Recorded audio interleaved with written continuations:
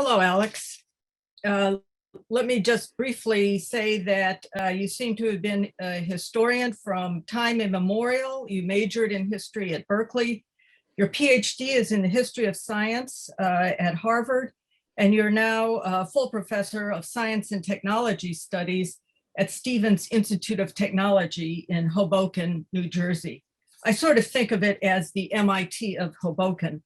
The fact is, you're just a hop and a skip from Midtown Manhattan, so that's really fantastic.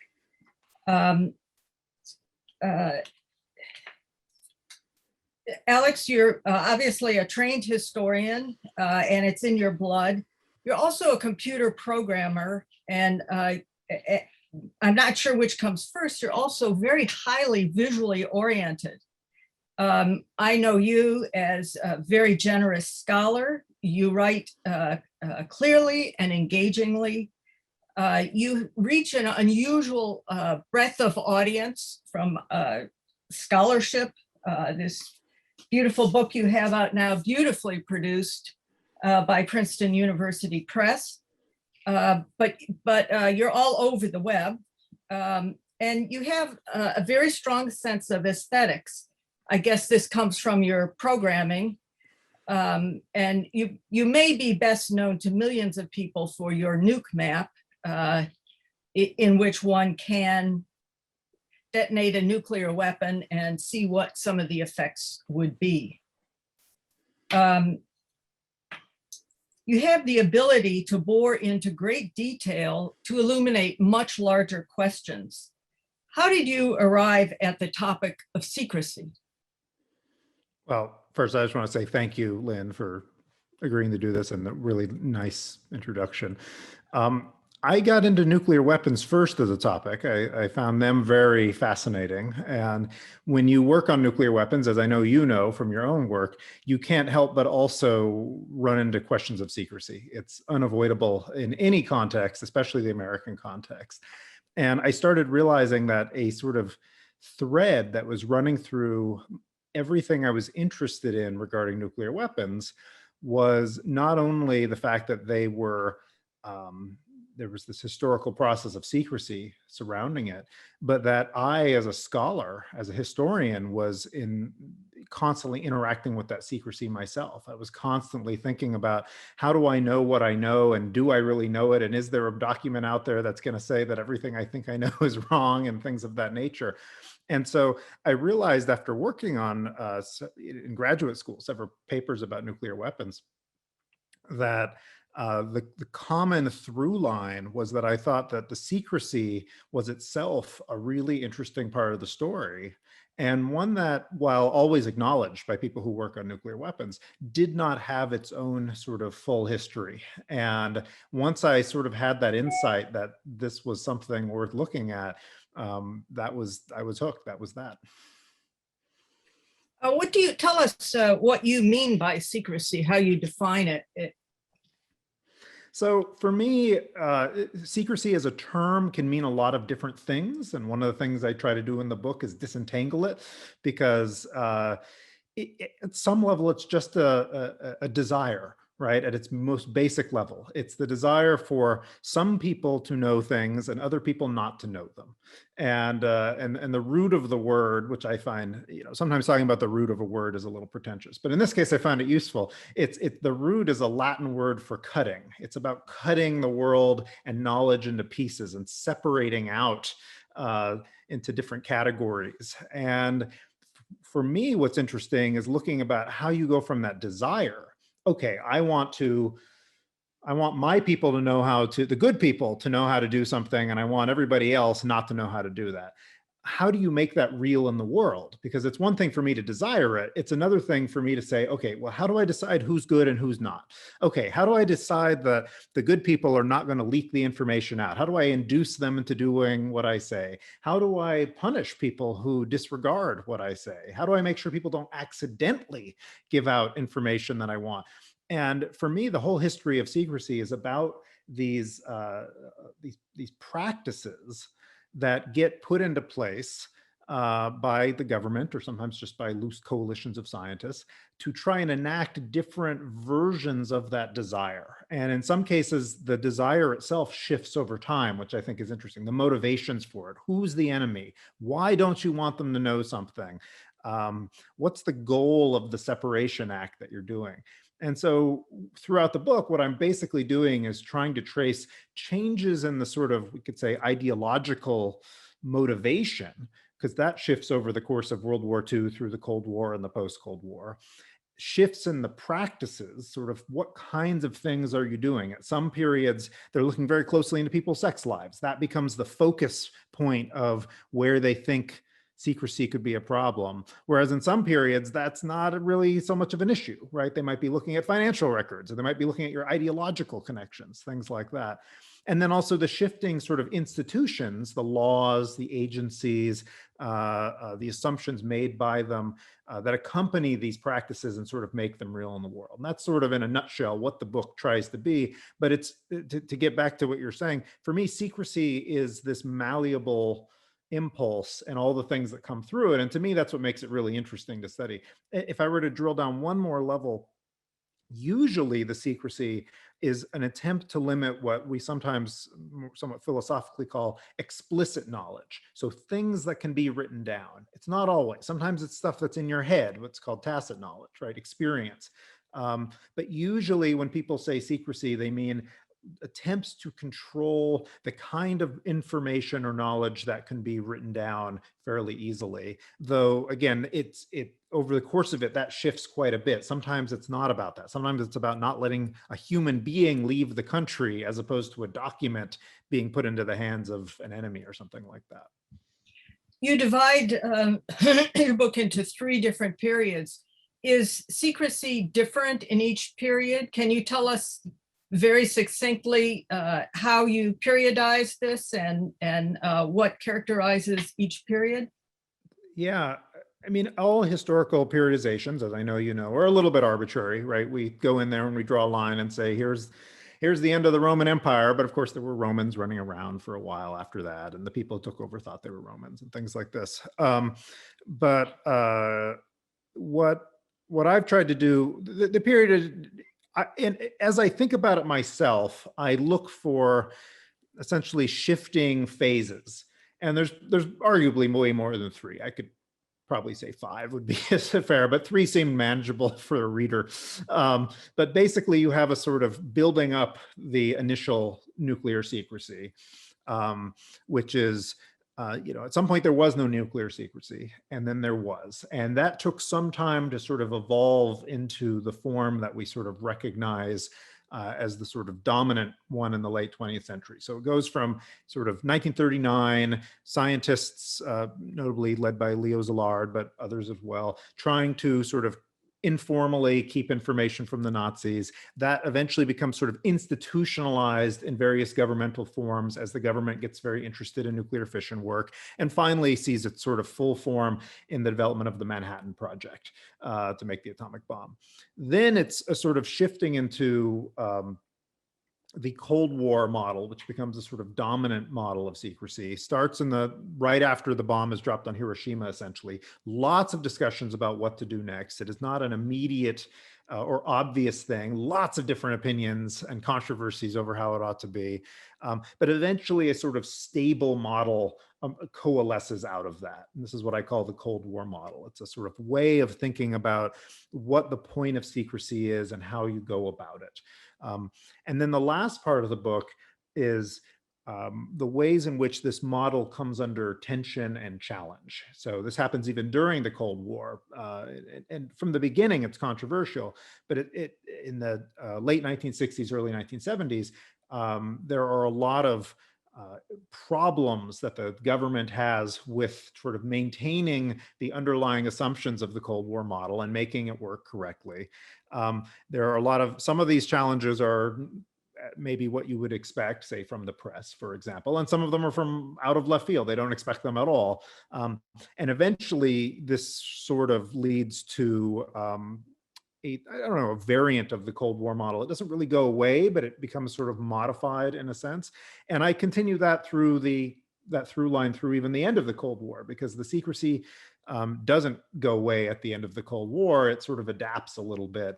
But that's one, it's a sort of rise, it's a standard sort of periodization. The thing doesn't exist, the thing becomes existent, and then the thing has to sort of live out. But again, even within that, I could imagine drawing a line and saying, no, the post-Cold War is different than the Cold War, and maybe this period's a little different than that period. But I don't know, you have to draw a line somewhere. And it does match up with sort of how I see the shifting attitudes and practices and institutions going about. So politics can't be separated from secrecy. Politics is everywhere when you're dealing with the government or any kind of struggle for power. Can you tell us give us an example of how politics interacts with secrecy? Just maybe one really striking example. It's totally inseparable, of course. But they are, let me give you an example that's a little bit counterintuitive. So you have a world in the Cold War where there is a lot of secrecy. It's sort of taken for granted. And in this kind of environment, the opposite of secrecy, releasing information, has obvious political import. It's what we today are accustomed to, leaks happening and things like that. So one of my very favorite examples is in late 1949, there was a deep debate within the United States government and between the American weapons scientists over whether they should embark on a program to build a hydrogen bomb. This was right after the Soviets had tested their first nuclear weapon. And this was initially a totally secret debate. The American people were not aware that this debate was happening behind the scenes. The idea of the hydrogen bomb was itself totally classified. There was a lot of stuff going on that had potentially not only domestic, but global political import, but it was not out there. And the way it got out there was from a leak that appears to have been just accidental, though you can ask questions about it, but a senator who was very much in favor of the H-bomb was on a television show. And the conceit of the television show was essentially that it was a debate about modern issues in a courtroom. It was a courtroom, it was the court of public opinion or something along those lines. And the question they were debating was, is there too much secrecy in the atomic weapons system? And the senator is the witness in this situation. And he says, no, there isn't too much secrecy. You know why? Because if the scientists had their way, they would tell you that there's a debate going on about building a hydrogen bomb and it could kill everybody in the world. And it's a very big deal. And so we can't have less secrecy, because if they did, that information would be made public. And this is just a very bizarre situation, right? This is a public leak of sorts about a very secret topic that ends up shifting the whole direction of it. It makes this debate totally public. It makes it controversial. It makes it so that venerable publications like the Bulletin of the Atomic Scientists are publishing big articles about the pros and cons of building H-bombs and things like this. And it ends up being ultimately one of the major factors for Truman deciding to make the H-bomb. And he tells the head of the Atomic Energy Commission a few months later, look, if we had been able to keep this quiet and had this discussion amongst ourselves, maybe I could have gone one direction or another. The fact that this became a public issue made this a political issue, and it's very popular to make this thing. So what am I going to do? Here I am. And so I love this kind of story because it's not just the sort of standard, somebody had an embarrassing thing happen or something they didn't want out and then they kept it secret, which is the standard secrecy story. What I like about it is it's because it's about the sort of context of secrecy, but it's also about how secrecy, and this is a big point I make in the book, it's not just about holding things back. It's about selective release as well. And that's a key all the way from the Manhattan Project through. It's about what you say and what you don't say. And in this case, having a little bit said actually totally against the rules, and Truman was very mad at the senator, sets into line a whole set of political activities that wouldn't have otherwise been set in motion because of the way in which it came out. Let's talk a little bit about the research. You refer to yourself as an archive rat. Can you tell us what that means? And in that context also, tell us about your research process fairly briefly. Yes. I I like primary source information. That to me, that's the most exciting part about doing history. It's almost like a detective story. You get a mess of things that don't make a lot of sense, and your job as the historian is to bring sense to them. And to me, I like reading secondary works by other scholars, of course. But to me, there's the real joy is taking a whole mess of things that you haven't seen before and carving a story out of it. That's the real exciting part. So I like the archival information. My research process, in short, is to go to archives. And what I think of it as almost mining the archive. I go in there with a camera and I try to look at everything they will give me as fast as possible. I try to spend no more than maybe a second or two with every document so that I can later, at my leisure, not on the road and not in a university archive library room or something, or a government one, go over and sort of annotate, take notes on, fit together. I have a database programmer, so I put them all into big databases and I work with them and I try to spot connections that I wouldn't see unless I sort of had everything centralized.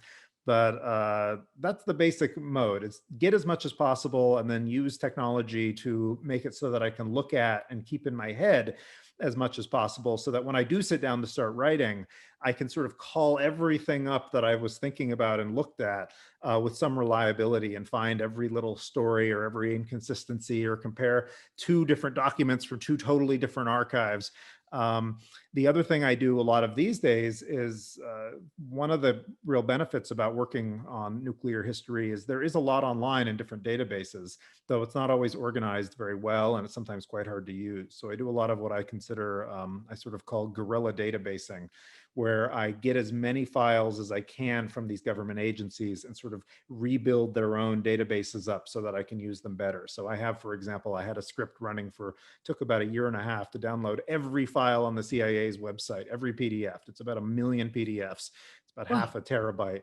And then run them all through an OCR so I can search them and then build up a better search engine than the terrible CIA FOIA search engine, which is up there, so that I can actually find these things useful. And of course, just as an aside, many government agencies sometimes take down their databases over time because they're expensive to maintain. And I like having the backup so that if that happens, I can put them all up on the Internet Archive or something like that. So that's the sort of what I do. Some of it's very traditional, and then some of it is very, very database heavy and enabled by that. And you can kind of, I think, I can see it when I go through my writing and my book and things like that, the footnotes.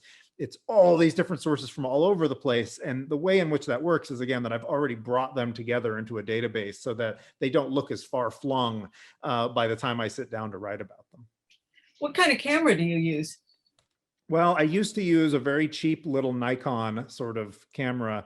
And I don't know, I might even still use that. Nowadays, most people use smartphones, of course, but a smartphone is actually much harder. I mean, you can take very nice pictures with them, but for me, the speed is really important. And so I had a little cheap Nikon. And what was nice about it was that it was about, fit into your hand. And if you got very used to it, I had a specific angle that I want to take it at so you don't get too much shadow, which is the worst thing for photographing a document, because it doesn't matter if it's dim, if it's constant contrast, you can run it through a filter and bring that out. But if it varies in contrast, you're never going to be able to read it later.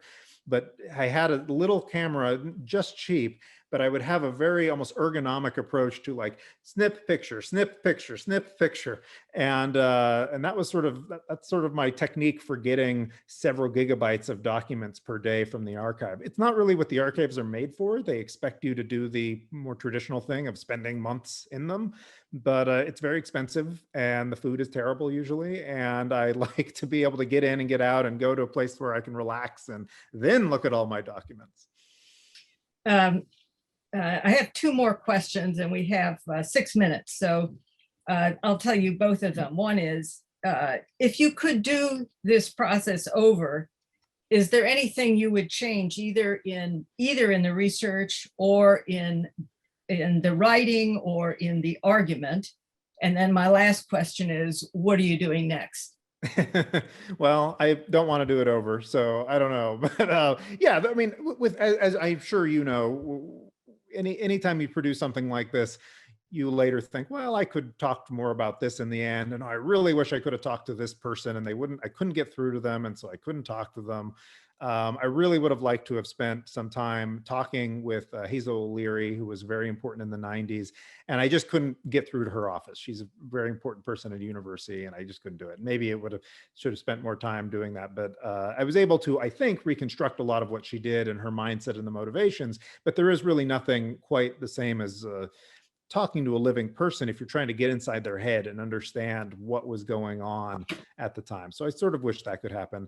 And of course, since I've published the book and reread it, I found some typos, which, my God, I wish I could fix. So that's, but that's the author's, nightmare standard sort of situation. The next, I have a few projects, but one of the ones is that I'm very excited about, won't be done for a while, but a history of Harry Truman and his atomic policies. Usually when we think about Truman and the bomb, we think about the sort of decision to use the bomb and Hiroshima, and that's important, and I think so. But working on this book really made me appreciate that the Truman administration from 1945 to 1952 was really behind a number of really core and important policies, not just building the H-bomb and the failure of international control, but even things like the development of the nuclear taboo, the idea that nuclear weapons are somehow special and sort of really should not be used, even if you're not afraid of retaliation.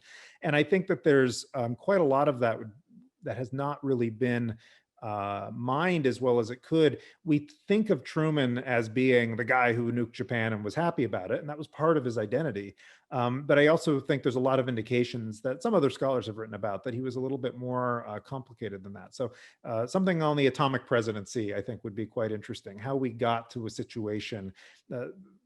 The Truman administration put in a lot of policies that we still live with today, including the idea that the president and only the president is the one who can use nuclear weapons, which is, as you know, a very controversial one at the moment. But that starts as that's made into a formal policy in 1948 only, which is kind of surprising to me. So anyway, thanks so much, Lynn, with these questions. You're welcome. And let me turn it back to Hallie before we go to the Q&A. Thanks so much, Lynn. Hello again. As a reminder, my name is Hallie Posner, and I'm the program manager here at the Bulletin. If you have a question for our speaker or moderator, please put it in the Q&A function, not in the chat, the Q&A function can be found at the bottom of your screen. Our moderator will see your question in the Q&A and call on you. I will send a prompt so you can unmute yourself. Please accept that prompt, then ask your question verbally. A recording of this program will also be available on our website in the coming days. Back to you, Lynn. Okay, I see many, many questions. Let me start with Kenneth Benedict, who ran the Bulletin wonderfully well for many years before Rachel came on. Kenneth asks, how does nuclear secrecy affect the US public's ability to participate in nuclear policymaking? That's a really great question. I mean, it's arguably the core problem of secrecy and has been from the beginning. It's secrecy is by its nature anti-democratic and was literally from the very beginning. One of the first targets for secrecy in the United States was Congress because during the Manhattan Project, they feared that Congress would not understand what they were doing, congressmen, and would cancel their funding and make everything quite discussed that they didn't want. And that's carried through to the present day. I mean, it's very evident if you talk to especially people outside of the sort of nuclear world about nuclear policy that they don't really know much about it. Some of that's because it's secret. Some of that's just because they haven't learned about it, but that they also feel a reticence to talk about it. That if you try to wade into these areas, you'll get people saying, should we be talking about this? Can we talk about it? I mentioned a second ago this issue of whether the president should be the only one who can launch a nuclear attack, which has been a very hot issue over the last 4 or so years. that's one of those issues where the minute you start really talking about it seriously, you're going to have people say, there's no way you can have a conversation about this that doesn't touch on classified subjects. And so we might, and requires classified knowledge to continue. So we have to just assume that everything's being done correctly on the inside of the system, which is, that's not a very enlightened approach to a major policy that can affect all of our lives. So that's the biggest problem, I think, if you were going to identify ills of secrecy. It's not just that waste and fraud and embarrassment gets covered up. That's pretty bad by itself, right? It's the fact that there's a sort of pervasive effect that makes it not only hard to have informed conversations, but even if you know all of the information that might be out there, there's always going to be a nagging question about whether you do know all the information out there. If the government releases something today and says, here's all the information on, you know, some major nuclear policy, you're always going to wonder, did they really release all the information, or did they just say they released it? It introduces a doubt throughout the entire system. And we're currently in a place in history where we have a lot of doubt about official explanations. And it doesn't even matter if they're actually telling the truth. In some cases, we're going to doubt that they are, because we know that there's all this secrecy, and in the past they've held things up. So it's the sort of core difficulty of making those things compatible. And I don't think there's any easy resolution to that. I have a question here from John Warnock. He asks, here's another question one would hope the imposers of secrecy would ask themselves. How do I keep it from becoming poisonous? A way of preventing good ideas from being recognized, a way of allowing bad ideas to survive longer than they should. Oppenheimer convinced Groves not to compartmentalize site Y on this argument, right? Tell us just very briefly this conversation between Oppenheimer and Groves, and then the larger question. Yeah, that's great. I mean, so during the Manhattan Project, General Groves, the head of the Manhattan Project, really was a strong believer in this policy called compartmentalization, which is the need to know policy. So you only know exactly what you need to know to finish your task. And Oppenheimer essentially argued that, well, that might be great at most of these other far-flung sites. At Los Alamos, where they're designing the bomb and dealing with a lot of really practical and inherently interdisciplinary questions that aren't just physics. They're physics, metallurgy, chemistry, engineering, that if you make everybody be in a little silo, they will not be able to see the big picture and not see how their work impacts somebody else's work, and they will not be as effective. And so he essentially, they did have compartmentalization at Los Alamos, but he created spaces where people could talk broadly about their work to everybody who had a clearance in the technical area, like their colloquium. And that was unique for the Manhattan Project. And it had its positives and its negatives. I mean, it did bring together a lot of ideas and a lot of cross-pollination. On the other hand, there was one spy sitting in on all of those meetings, Klaus Fuchs, and it gave him an immense amount of information about projects he was not otherwise working on, which he then promptly reported to the Soviet Union. And that's always the security officer's fear, right? If you're going to really open it up, you'd better know that everybody is good. And it only takes one or two people to not be good in that sense. I don't think there's any one answer to that. Part of it is this, you know, there are cultures of secrecy that lean towards being more useful versus being more protective.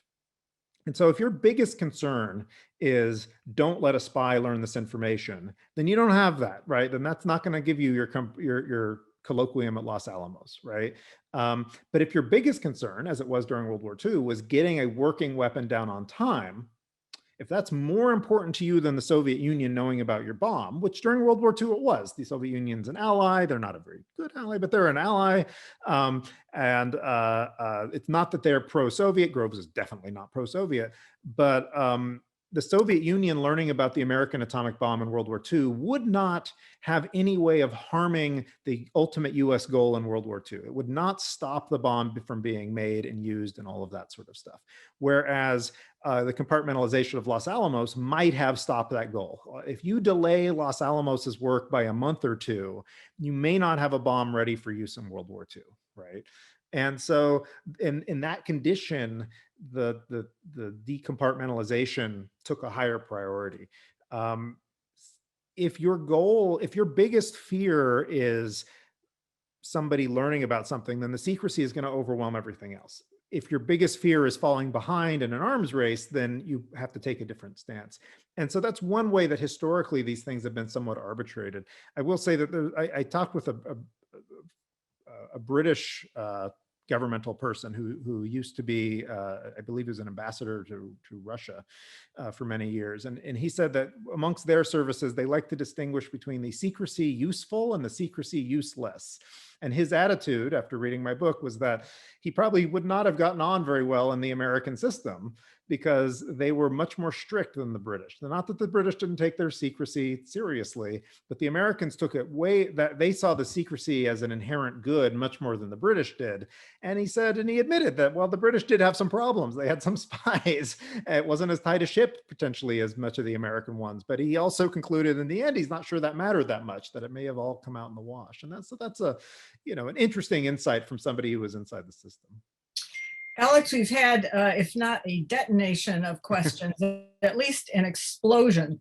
So I'm going to ask you to answer one question, and then I'll see if we can, I'm not going to be able to group them, but let's see if we can just do bang, bang, bang, bang. Kyle Tucker asks, do you know if the TV show episode where the senator, by the way, who was he, leaked the H-bomb publicly was recorded and can be found on the internet? I wish it could, but unfortunately, it's so early in the days of television that this particular show only has like a fragment of one episode or two episodes recorded, and it does not exist, unfortunately. It's Carl Johnson, I believe, is Edwin Johnson. And from the Dakotas or somewhere in the Midwest, was that? Where was he from? Oh, I want to say Colorado, but yeah, something like that. I think yeah. But unfortunately, I've looked, of course, for this. I'd love to have it, and there's barely. It's on one of the earliest television networks, and it's such a. Unfortunately, they didn't record very many episodes of this, so we don't have it. Unfortunately, we have a transcript, and the reason I know about it and what was said was because the atomic services to transcribe anything about nuclear energy that appeared on radio or in television, which was not uncommon back then. And there are clipping services today, but it must have been much more important back then. And so they got a full transcript the day after it had happened and were able to sort of notice it. And then a other news service got a transcript of what had happened as well and ran an article in a newspaper about what had happened. And that's sort of how it got out there. Elizabeth Traubman asks, now that nuclear weapons are no longer held just by the US and Russia, but are in a number of other countries, how can we reawaken the general public that we have never been less safe with the number of these weapons in many hands, so many hands? It's a really good question, and it's one that I've grappled with for many years. How do you get this on the radar, this issue? There are many Americans who don't even realize that nuclear weapons are still around, and there's many Americans who don't know who has them or how they don't have a clue. And we're not just talking about uneducated bumpkins or some other stereotype, right? We're talking about college students. I like to quiz my college students every year on how many nuclear weapons they think the United States has. And about half can get within the right range. And then most of them are way off. They might think there's only 10, or they might think there's 1 million. They just have no idea. And the issue isn't that the information isn't out there. I mean, people have more access to information on nuclear weapons if they want it than they have ever had in human history. You can look up on Wikipedia stuff the government does not want you to know. It's out there already, and it's been compiled and centralized and made it so it comes up really early on in your Google search. But you have to motivate people to think about it. And so I have another project that I've been working on. It's just closing up now, which is all about how do you communicate, especially with younger Americans, about nuclear weapons. And one of the conclusions we have sort of come to is that you get a lot of attention when there's some sort of fiasco, right? So there was a lot of attention when there was that North Korean, all that brinksmanship a few years ago. You got a lot of attention when there was that Hawaii false alarm a couple of years ago. But then the interest sort of drops down almost to nothing once again. But being able to sort of use these occasional flare-ups and use them as opportunities to remind people about these, and also to make it clear that it's not all secret. You can actually learn about this. You can actually have informed opinions. You can make this an issue. The things that really seem to motivate people on nuclear weapons is when they feel like they have agency, when they feel like they have some connection to doing something about it, and maybe when they have some connection of being a potential victim or something like that, or even a potential aggressor.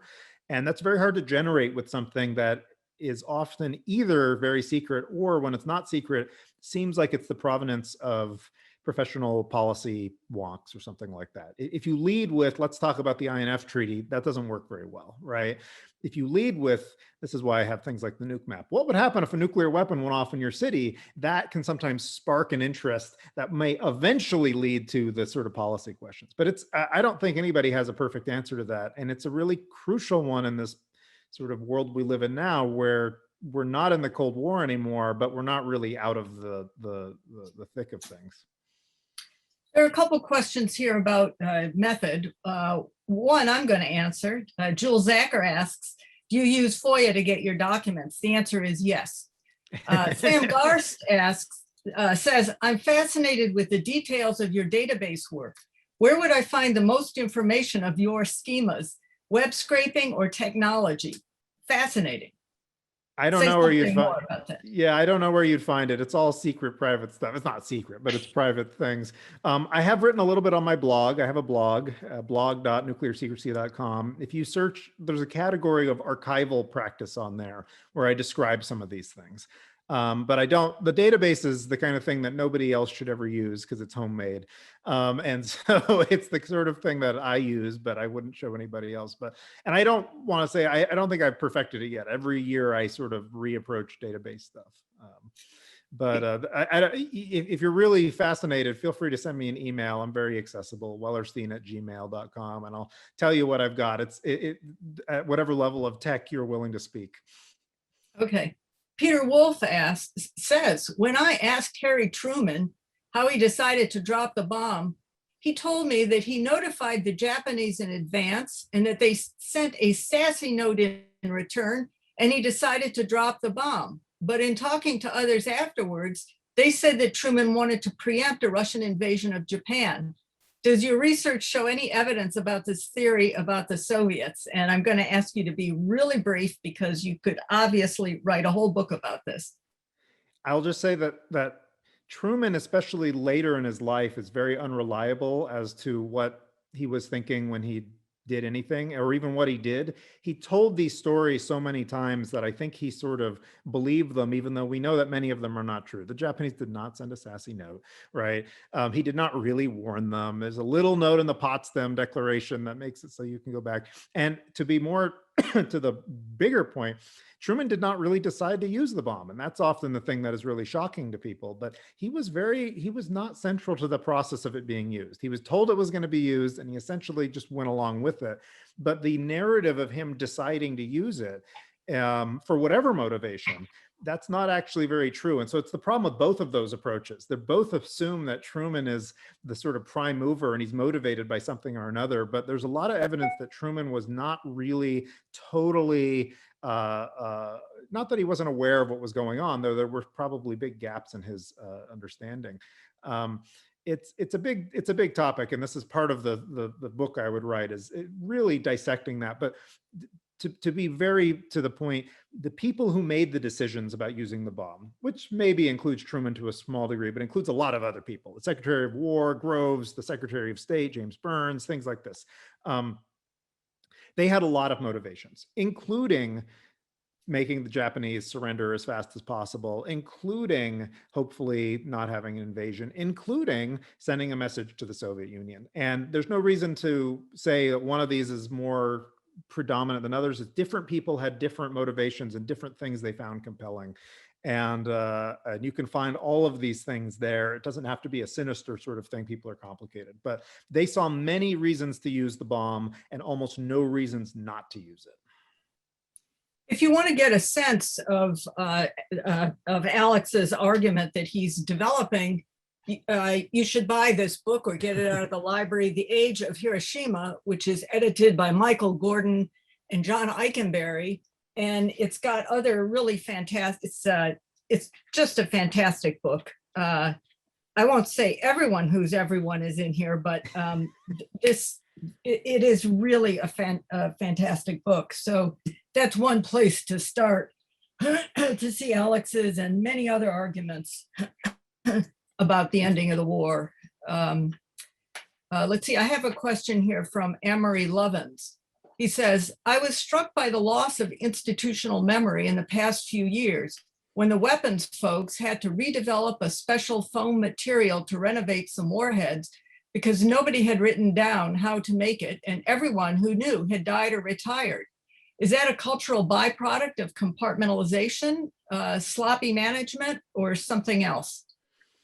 It could be all of the above. It could also be that it's not 100% clear what was lost knowledge-wise. It may have been techniques. The substance in question, if people are interested in learning more, is called fog bank, which I think is wonderfully elusive. And there you can find some interesting speculation. It may have been some sort of unusually made aerogel or something, some sort of exotic product that would be used in thermonuclear weapons.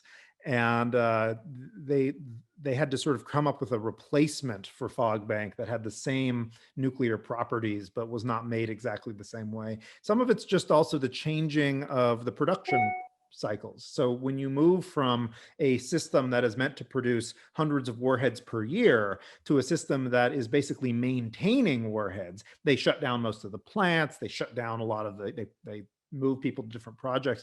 But this is a big issue, though, this loss of knowledge. And one of the things I was really fascinated by is that at the nuclear weapons laboratories, they actually have had projects in the recent memory of that involve anthropologists going into the weapons laboratories and trying to learn as much about the practice of, say, designing nuclear weapons or making the components, the stuff that isn't written down, the not explicit knowledge, because there's a lot you can say, make a weapon like this, but if you don't actually know exactly how to do the chemistry or how to cold press the plutonium pit or how to do all of what you're doing, there's a big gap. And one way to explain it is to say the difference between writing down how to ride a bicycle and actually learning how to do it. It doesn't matter how many times you're told how a bicycle works. That first time is about training your body to understand something that is a little bit elusive to us. And there's an aspect to that in all forms of science and engineering. The difficulty with nuclear weapons is that the number of people who have access is small. And also you've had decreasing numbers of people involved in that activity over time. So, but it's a major issue. It's a major concern of the weapons laboratories, this sort of retention of knowledge that way. Lynn Jensen says, please repeat the name of the book. So it's called The Age of Hiroshima. It's also put out by Princeton University Press. And I have an essay in there on Truman, if you're, so. That's why I'm mentioning, that's why I mentioned it. Let's see. Nati Saram, a PhD, says, Japanese professors tell me the second Nagasaki bomb was not needed and we used it to test our weapons. Do you agree? I wouldn't say we used it to test our weapons, but in terms of was it needed to get a Japanese surrender, there isn't a lot of evidence that it had a big impact on the deliberations they had. They got the news of the Nagasaki attack while they were in the meeting to decide that they were going to offer at least a conditional surrender. It's pretty complicated. I lean towards the idea that if you, in retrospect, knew that we, that they were doing what they did, that you may have been able to not use the Nagasaki bomb or use it in a way other than on a city. But I don't think that there was any way for the people at the time to know this. That's a somewhat unsatisfactory answer to a lot of people, but I think it's actually very tricky to, even in the question of should they use the atomic bomb, it's very tricky to go back and say with our modern knowledge, well, they should have done X or they should have done Y. It's a lot easier for me, and I see this as mostly the job of what the job of the historian is, to say, here's why they did what they did, here's what they were thinking, here's what they knew, and here's what they didn't know. And we can judge them. I don't have a problem with judging people in the past, but it's a lot harder to sort of propose an alternative historical timeline and with confidence that it will get you to some more desired ending. The one thing I will say is, if the goal was mitigating Japanese casualties, they had other ways of doing that. That wasn't the goal. That wasn't what they cared about. And we can say that's too bad. They should have cared about Japanese civilian casualties. But it's very clear that nobody was paying that much attention to that question. They made almost no even estimates of how many people would have died. My article in the book that Lynn mentions is all about this question. What did they know about what was going to happen to the Japanese, and what did Truman know specifically about these targets? And the answer is they knew very little, and Truman knew, I argue Truman knew practically nothing. And again, we can criticize if we want, but it's hard for me to imagine saying with confidence, they should have done X, because that requires them to be clairvoyant. And it also requires me to be sort of omniscient about all the little consequences from every little change you would make to history. And I don't have any confidence that I am. You have here a long question from Preetham Reddy Dota. And part of what she asks is her research project worthy for her to submit to the Voices of Tomorrow Award at the Bulletin? So let me just encourage anyone who is doing a research project, I'm not sure what the cutoff is in terms of age. I guess you have to be around tomorrow, certainly. Preetham, let me say, you should seriously consider submitting your research for an award. You can't know if you'll succeed unless you try. And let me also say, because your question is so detailed, let me encourage you to write to Alex directly. Alex, would you again give us your email? Yes, the easiest way to reach me is my last name, Wellerstein, @gmail.com. If you forget it, just Google Alex Nuclear Weapons Guy and you'll find the contact on there. But I'll try to answer any emails I get. I can't guarantee it, but there's a lot of questions we're not going to be able to answer. So if you really want the answer, feel free to email me and I will do my best to get back to you. Okay, let's see.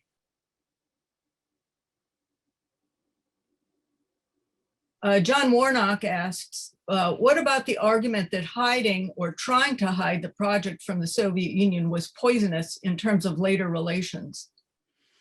I think it's a strong argument. I mean, it is very clear that the goals of the United States after World War II, one of them was, to some degree of seriousness, avoiding a nuclear arms race. And there's no way that that was going to be possible without some mutual trust between the United States and the Soviet Union. And the United States was happy to get up and say, hey, if we sign this treaty, we're going to live up to it and we're going to do it. But Joseph Stalin was not that interested in trusting us. And one of the motivations probably for that was he knew that we weren't telling him things. And one of the great ironies of the entire period is that Stalin knew about the atomic bomb before Harry Truman did because of the spies. Harry Truman was not told about the atomic bomb project until he became president after Roosevelt died, but Stalin knew several years earlier. And at some point at the Potsdam conference, Truman actually went to Stalin and said, we have a new weapon, we're going to use it. He didn't say what it was. And Stalin said, that's great. And Truman sort of concluded that Stalin didn't understand him and but it turned out Stalin knew exactly what he was talking about, but he also knew that Truman wasn't really telling him very much. And that is a sort of tricky dynamic if you're going to imagine Stalin later trusting Truman. To be sure, it isn't like Truman had a lot of good reasons to trust Stalin either. So there was a mutual distrust that was very strong. The secrecy might have been part of that. If the United States had, for example, brought the Soviets in, or at least informed them to the degree it did the British, that's a pretty extreme amount, but at an earlier point, would that have changed things? Again, I don't know, right? There's a lot of variables to how the world played out in that period, but the secrecy definitely didn't help. It doesn't mean that if we had brought the Soviets in, we'd all be singing Kumbaya and not making nuclear weapons or something like that. I don't know what would happen, but certainly the secrecy was a compounding factor in that mutual distrust that occurred between them. And to be sure, the secrecy went both ways. The Soviets had so much secrecy that the Americans didn't trust them either. Let me ask you one last question, and let me apologize to the many people whose questions I haven't asked, and encourage you again to write to Alex. And he's a very good correspondent, and he'll do his best to get back to you. So Jules Zacher asks, how can you say US decision makers did not know the effects of dropping the bomb on the Japanese when they saw what happened at Trinity? It's a really great question and a really important one. One is that it's not clear that they extrapolated, and you would say this is a ridiculous idea. Like, how would they paid very close attention, for example, to the radioactivity that would occur from the Trinity site because they were concerned about their own people. That they don't seem to have in their mind then said, so what will this do to a city? Which is a little bit shocking and surprising. The other thing is that some of the decision makers, they did not spend a lot of time thinking about these sort of targets of it. And that's really what my article in that book that Lynn mentioned is about. It's about sort of what did the people at the very top even know about what was being used. And I don't want to spoil the whole article, but I will say my argument is basically that Truman did not understand that Hiroshima was a city, that he thought it was just a military base. And you might say that sounds ridiculous. How on earth could he have not known? If you're very interested, read the article, and I go through all the evidence of what he thought and what he knew from the time period and when he would have learned to the contrary and things like that. But it's a really fun story because we sort of assume that the people at the very top are paying a lot of attention and are asking all the right questions and have a lot of good information sources. And certainly we've seen in our current moment that that is not always the case. I'm thinking about maybe American COVID response here, but it's also certainly not the case in the 1940s when the information environment was very different. Truman had essentially one avenue to learning anything about nuclear weapons. It's one person, the Secretary of War, and he only saw him a handful of times over this sort of period. And so you start focusing in, and this is what the article does, is what is he told when, and what is his response to that? And you can see where there are huge gaps in particularly his knowledge of what's going to happen. But even the scientists did not really work out what the consequences were. They were in many ways more focused on the making on the bomb and making it ready for using it than they were of thinking about the consequences of its use. And that's, you know, a story sort of older than time, I think. Okay, Alex, you have exactly 2 minutes to give us any concluding thoughts you have. Let me again encourage people who questions I wasn't able to ask on this Zoom call to write directly to Alex. Yeah, okay, I'll just, 2 minutes. I'll just say for my 2 minutes that there's so many good questions. I've glanced at the Q&A and there's so many in the chat, and I wish I could spend 10 hours answering all of them, and it would be really fun. As you can tell, I enjoy answering all the questions. Feel free to send me an email. Again, I also have a blog where I write about some of these things. And I love the questions, not just because they're interesting, but sometimes they give me ideas for things I'd like to know more about as well.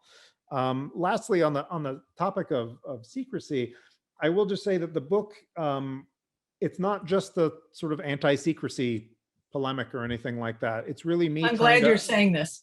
This is important. Yeah. It's really me just trying to understand it. And if anything, my biggest fear is I go too far in trying to understand how it works on the inside and feel like I'm trying to give the censor a voice, which doesn't seem like the sort of thing we would normally want. But our experience of secrecy as being people without security clearances, and I've never had one or wanted one, is of this sort of oppressive wall. And what I think the best part of the book is peering behind the wall and showing how it works and showing that these people are sort of just normal people trying to do normal jobs, for better and worse.